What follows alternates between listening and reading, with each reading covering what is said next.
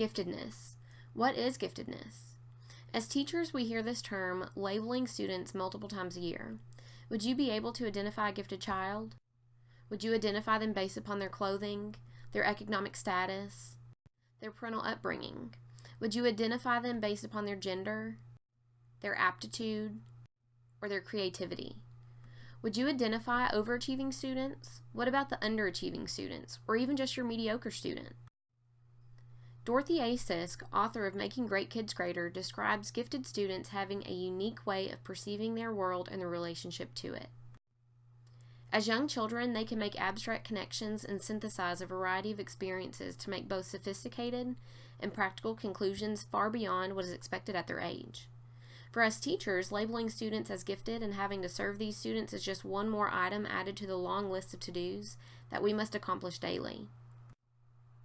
According to Katrina Edels Hirsch, giftedness is so difficult to measure, mass numbers of gifted students do not have their learning needs met in the typical classroom and rarely experience academic challenge, not faring well in their involvement in the academic talent developing process.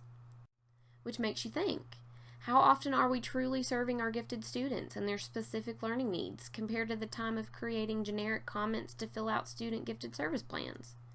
Tracy L. Cross created a list of common and insidious examples of myths pertaining to development of gifted students.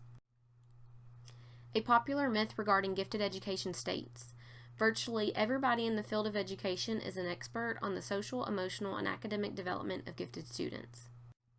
This myth could not be further away from the truth. The field of gifted education is quite small, often yielding educators to be called upon for expertise in numerous areas.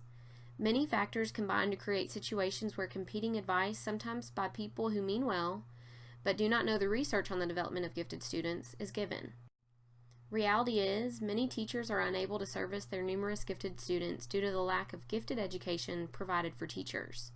However, we can start small and make great impact by implementing strategies for our gifted students in the classroom. As teachers, we must become facilitators of student creativity.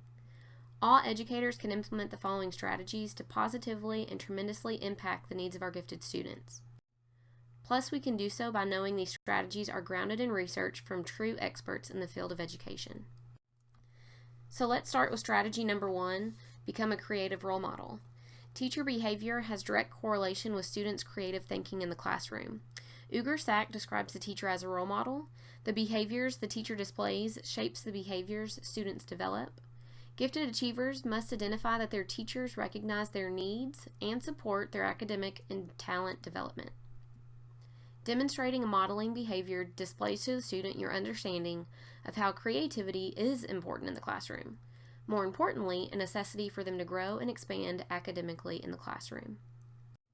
Strategy number 2, create a welcoming atmosphere for creativity. Creativity flourishes in an atmosphere that is constructively responsive to unusual ideas. Teachers have been found to undervalue creativity.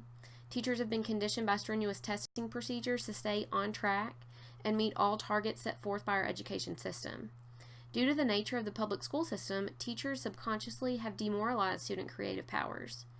When teachers do not know what creativity is, how it manifests in the learning process, and how important it is, they lose the creative talent by these students, quite possibly altering the academic development of gifted students. Creative children find it most difficult to stay within the structure of the classroom. Welcoming students to indulge in their creative thinking and ideas allows students to expand upon their interests and abilities in a safe learning environment. Strategy number 3, empower and reward student creativity.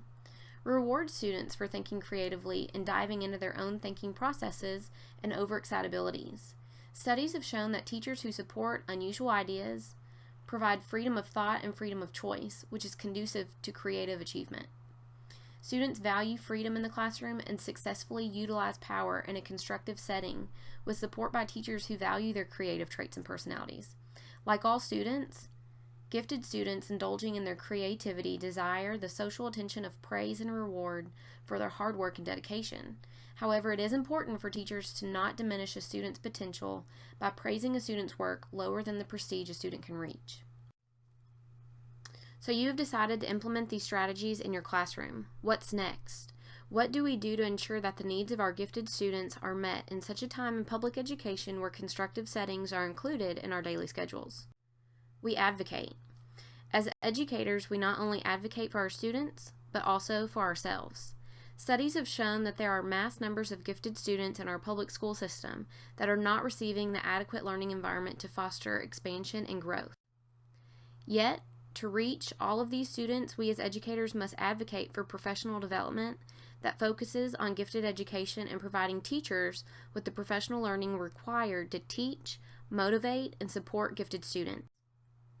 Once educators are equipped and ready to provide the necessary support for our gifted students, we must move to educate our parents and community on the importance of gifted education to develop a team of support to aid in the development of our gifted students. Educating our students does not solely rest on our educators, administration, and non-certified staff in the building, but includes parents, students, and community members. Each person a child encounters plays some role in their education and success in the world. Let us all work together to provide the ample learning environment required to define success in each student.